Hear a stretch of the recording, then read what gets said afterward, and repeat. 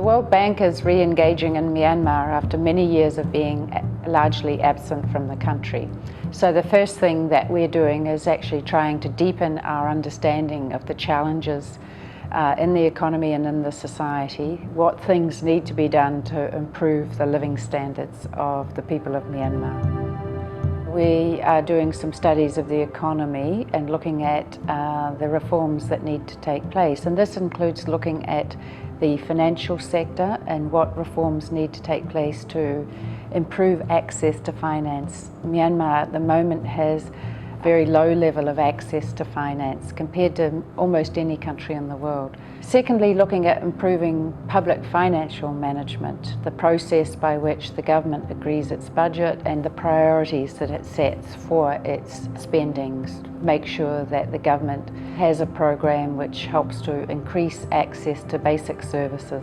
Third area is in helping to improve the environment for private sector development, including small and medium enterprises, but also foreign investors who are going to make investments in industries which are going to create jobs for the people of Myanmar.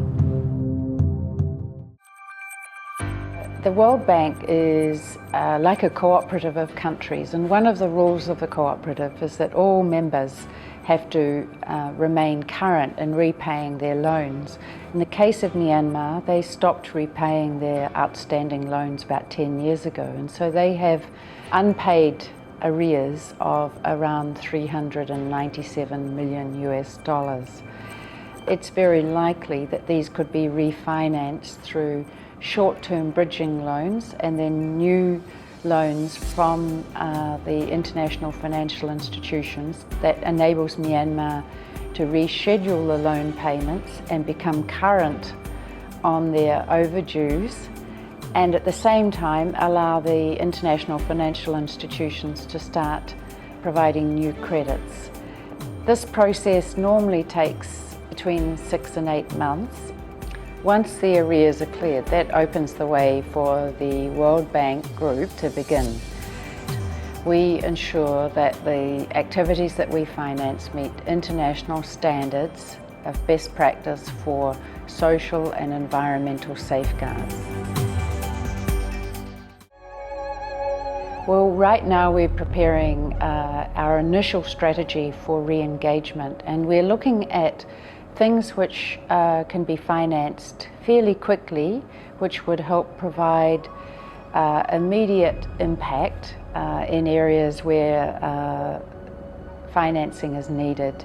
And this could include providing support in the ceasefire areas, the ethnic states where ceasefire agreements have opened up the possibility for people to return and re-establish their life.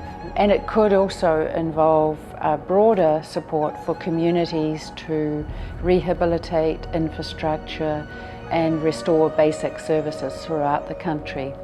The second thing that we will look at is providing support for long-term institutional development, and this would involve supporting the government in reforming the economy in a way that improves governance and provision of services to the people of Myanmar.